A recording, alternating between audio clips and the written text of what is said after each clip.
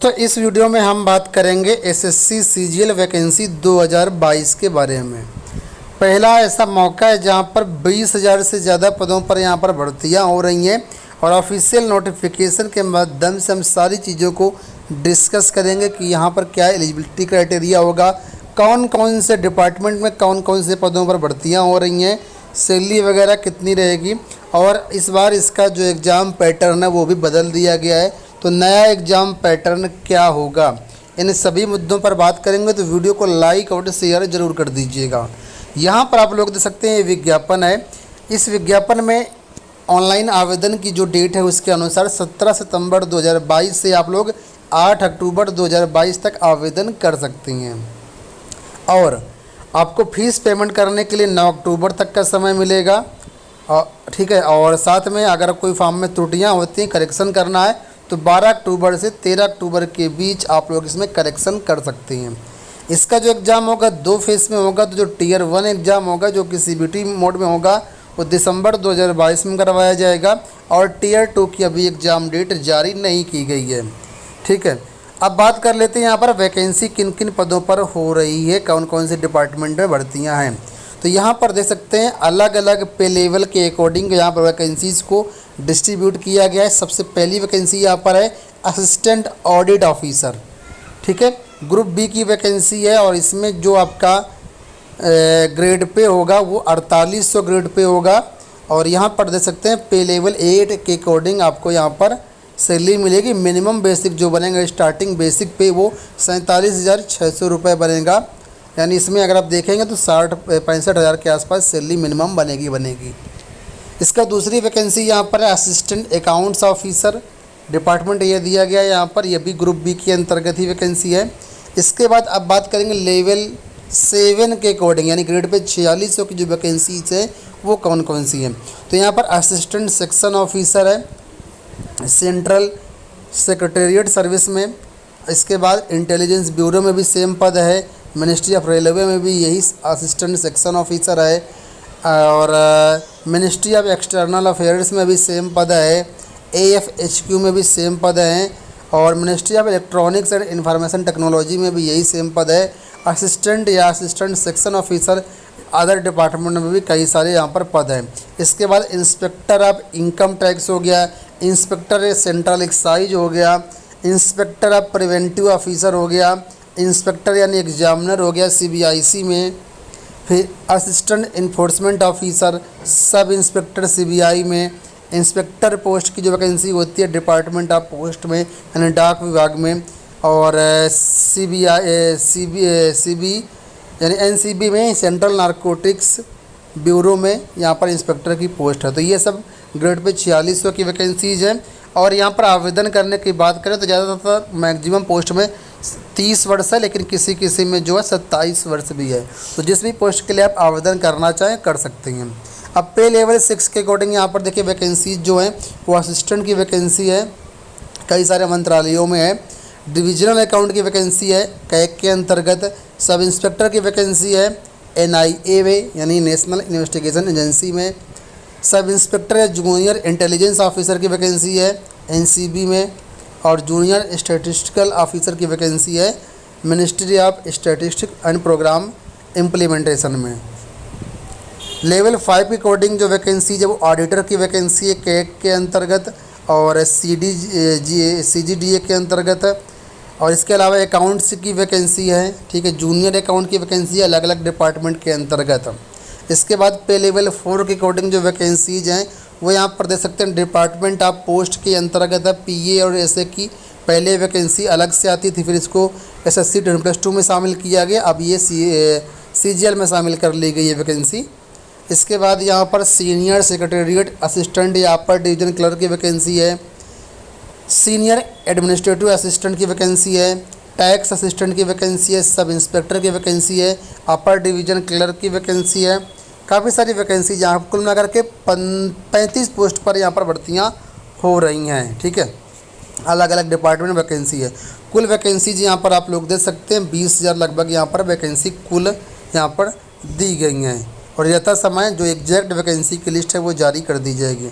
अब age limit की बात कर लेते हैं तो मिनिमम 18 वर्ष है, किसी के लिए कि मिनिमम 20 वर्ष भी है और अधिकतम यहाँ पर 27 वर्ष भी है और 30 वर्ष भी है। तो जिस भी पोस्ट के लिए आप आवेदन कर रहे हैं उस पोस्ट को आप चेकआउट करेंगे तब आपको सारी डिटेल्स पता चल जाएगी। जो यहाँ पर रिजर्व कैटेगरी कैंडिडेट है उनको यहाँ पर 3 साल, 5 साल, 10 साल, 13 साल, 15 साल की छूट भी मिलेगी। कैटेगरी के अकॉर्डिंग पूरी टेबल आपके सामने है। SC/ST को 5 साल की छूट है, OBC को 3 साल की छूट है और PWBD को कैटेगरी के अकॉर्डिंग अलग अलग छूट यहाँ पर दी गई है।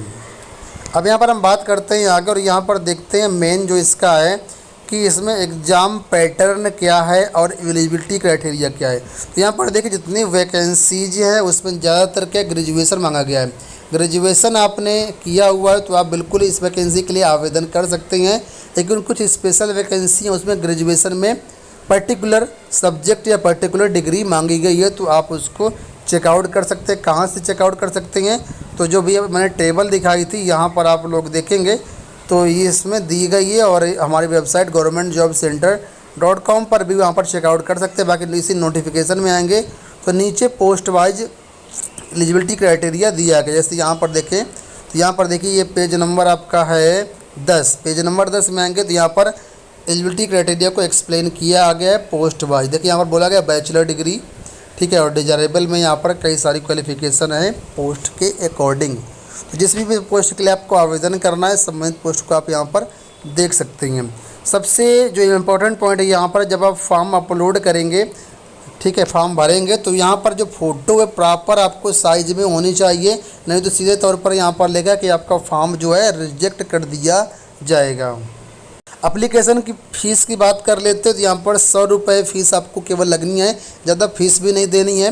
जितने भी वुमेंस कैंडिडेट हैं या जितने भी SC कैंडिडेट हैं, जितने भी ST कैंडिडेट हैं या PWBD कैंडिडेट हैं या एक्स सर्विसमैन हैं, इनको कोई भी फ़ीस पेमेंट नहीं करनी है, ठीक है। अब यहाँ पर बात कर लेते हैं इसके एग्ज़ाम पैटर्न को लेकर के, ठीक है। तो यहाँ पर मैंने बताया आपको कि 2 फेज़ में आपका एग्ज़ाम होगा। Tier 1 जो होगा क्वालिफाइंग नेचर का होगा, इसका केवल आपको क्वालिफाई करना ज़रूरी है। Tier 1 जो होगा देखिए उसमें आपके 4 सब्जेक्ट आएंगे, general intelligence and reasoning, general awareness, quantitative aptitude, English comprehension. 25 question total आएंगे, 100 क्वेश्चन टोटल होंगे और मैक्सिमम 200 नंबर का आपका पेपर होगा। 1 घंटा का आपको यहाँ पर टाइम मिलेगा और 1 घंटा 20 मिनट मिलेगा जो लोग स्क्राइब करेंगे उनके लिए, ठीक है। तो Tier 1 केवल क्वालिफाइंग नेचर का होगा और यहाँ पर बोला गया है कि Tier 1 में जो है आपको जो नेगेटिव मार्किंग है वो 0.5 मार्क्स कट किए जाएंगे आपके। अब बात कर लेते हैं Tier 2 एग्जामिनेशन को लेकर। तो Tier 2 में काफ़ी कुछ बदलाव किया गया। तो Tier 2 में देखिए यहाँ पर बताया गया है, सबसे पहले यहाँ पर पेपर 1 के बारे में बताया गया। तो पेपर 1 देखिए, पेपर 1 में आपके 3 सेशन होंगे। पेपर 1 में कितने सेशन होंगे, सेशन आपके 2 होंगे, सेशन 1 और सेशन 2। सेशन 1 जो होगा वो आपका 2 घंटे 15 मिनट का होगा और सेशन 2 जो होगा 15 मिनट केवल होगा। अब देखिए सेशन 1 में जो आपका यहाँ पर सब्जेक्ट होंगे तो वो कैसे डिस्ट्रीब्यूट किया गया। तो जो सेशन 1 होगा इसके अंतर्गत सेक्शन 1, सेक्शन 2 और सेक्शन 3, ये 3 आपके सेक्शंस होंगे और हर सेक्शन में यहाँ पर 2 मॉड्यूल दिए गए। जैसे सेक्शन 1 में देखिए मॉड्यूल 1 में मैथमेटिकल एबिलिटीज़ और रीजनिंग से संबंधित क्वेश्चन होंगे। 30 क्वेश्चन होंगे, तो टोटल 60 क्वेश्चन होंगे। 180 नंबर का पेपर होगा, यानी एक क्वेश्चन 3 नंबर का होगा। इसके बाद सेक्शन 2 देखेंगे तो यहाँ पर भी 2 मॉड्यूल दिए गए। इसमें इंग्लिश लैंग्वेज एंड कॉम्प्रिहेंशन होगा और जनरल अवेयरनेस होगा। टोटल 45 और 25 क्वेश्चन होंगे, टोटल 70 क्वेश्चन होंगे। एक क्वेश्चन 3 नंबर का होगा। इस तरीके से 210 नंबर का पेपर होगा आपका। इसी तरीके से सेक्शन 3 है, इसमें एक ही मॉड्यूल होगा, कंप्यूटर संबंधित क्वेश्चन आएंगे, 20 क्वेश्चन होंगे, 3 नंबर का एक क्वेश्चन होगा। इस तरीके से 60 नंबर का आपका ये पेपर हो जाता है। तो ये तो यहाँ पर बात हो गई किसकी, सेशन 1 के अंतर्गत, ठीक है। और जो सेशन 1 होगा उसमें देखिए यहाँ पर बताया गया कि सेक्शन 1 और सेक्शन 2 इसके लिए आपको 1 घंटे का मतलब 1 घंटे टाइम मिलेगा, मतलब एक सेक्शन के लिए 1 घंटे का टाइम मिलेगा। इस तरीके से 2 घंटे का यहाँ पर आपको टाइम मिल जाएगा। 15 मिनट का आपको अलग से टाइम मिलेगा सेक्शन 3 के लिए, अभी मैंने सेशन 1 को एक्सप्लेन किया, अब यहाँ पर देखिए सेशन 2 है, ये केवल 15 मिनट का होगा। इसमें क्या होगा, सेक्शन 3 होगा इसमें अलग से, और इसमें क्या मॉड्यूल 2 है data entry speed test module, और 1 डाटा एंट्री टास्क होगा। तो ये होगा। इसके बाद पेपर 2 की बात करें, स्टैटिस्टिक्स से रिलेटेड होगा आपका। ये टोटल 100 क्वेश्चन होंगे, एक क्वेश्चन 2 नंबर का होगा, यानी कुल मिला करके 200 नंबर का पेपर होगा। पेपर 3 होगा, ये जीएस का होगा, फाइनेंस एंड इकोनॉमिक्स से संबंधित क्वेश्चन होंगे, 100 क्वेश्चन होंगे, 200 नंबर का ये भी आपका होगा। और यहाँ पर बोला गया है कि 2 घंटा आपको ईच पेपर के लिए यहाँ पर मिलेगा। पेपर 2 के लिए भी 2 घंटा, पेपर 3 के लिए भी 2 घंटा। अब यहाँ पर ये समझ लीजिए कि किसको पेपर 1 देना है, किसको पेपर 2 देना है, किसको पेपर 3 देना है। तो यहाँ पर देखिए साफ तौर पर बताया गया है कि टीयर 2 जो होगा उसमें 3 पेपर होंगे, पेपर 1, पेपर 2, पेपर 3। पेपर 1 सभी के लिए कंपलसरी होगा, चाहे किसी भी पोस्ट के लिए आपने आवेदन किया हो। पेपर 2 उन लोगों के लिए देना होगा जो लोग जेएसओ के लिए आवेदन करेंगे, यानी जूनियर स्टैटिस्टिकल ऑफिसर के लिए जो लोग आवेदन करेंगे उनको पेपर 2 देना होगा, ठीक है। और जो लोग पेपर 1 में शॉर्ट लिस्ट होंगे केवल उन्हीं को देना होगा। अगर आप पेपर 1 में फेल हो जाते हैं तो फिर आप पेपर 2 नहीं देंगे। इसी तरीके से पेपर 3 केवल उन लोगों को देना होगा जो टीयर 1 में शॉर्ट लिस्ट होंगे और असिस्टेंट ऑडिट ऑफिसर या फिर असिस्टेंट अकाउंट्स ऑफिसर के लिए जिन्होंने आवेदन किया होगा। तो ये यहाँ पर मॉड्यूल्स को मैंने आपको एक्सप्लेन कर दिया। ज़्यादा जानकारी के लिए कुछ ना समझ में आए तो कमेंट बॉक्स से पूछ सकते हैं, या फिर इस नोटिफिकेशन को आप अच्छे से देख लीजिए। ये आपके सामने पूरा मेंस का यानी पेपर 2 के बारे में बताया गया है, ठीक है। टीयर 2 के बारे में इसको आप लोग देख सकते हैं। और यहाँ पर एक बात ये बोला गया है कि जो पेपर 1 होगा उसमें सभी सेक्शंस को आपको अलग अलग क्वालिफाई करना ज़रूरी है। अब बात कर लेते हैं हम लोग इसके ऑनलाइन आवेदन करने के लिए और सिलेबस के बारे में। तो सिलेबस के बारे में यहाँ पर सभी टीयर का, सभी पेपर का सिलेबस इसी पीडीएफ में अवेलेबल है। 83 पेज की पीडीएफ है। ये हमारी वेबसाइट governmentjobcenter.com से आवेदन कर सकते हैं।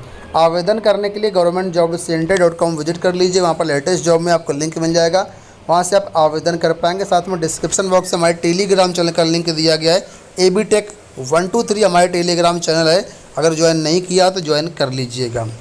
तो काफ़ी अच्छी वैकेंसीज हैं, आप लोग आवेदन कर सकते हैं। आवेदन स्टार्ट हो चुके हैं, जल्दी से जल्दी आवेदन कर दीजिएगा, ठीक है। और अगर इसकी टेस्ट सीरीज़ चाहिए तो इसकी पूरी जो टेस्ट सीरीज है, मॉक टेस्ट हैं, प्रीवियस ईयर पेपर है, तो हमारी वेबसाइट testseries.governmentjobcenter.com या फिर हमारा application abtech online test series application पर अवेलेबल है।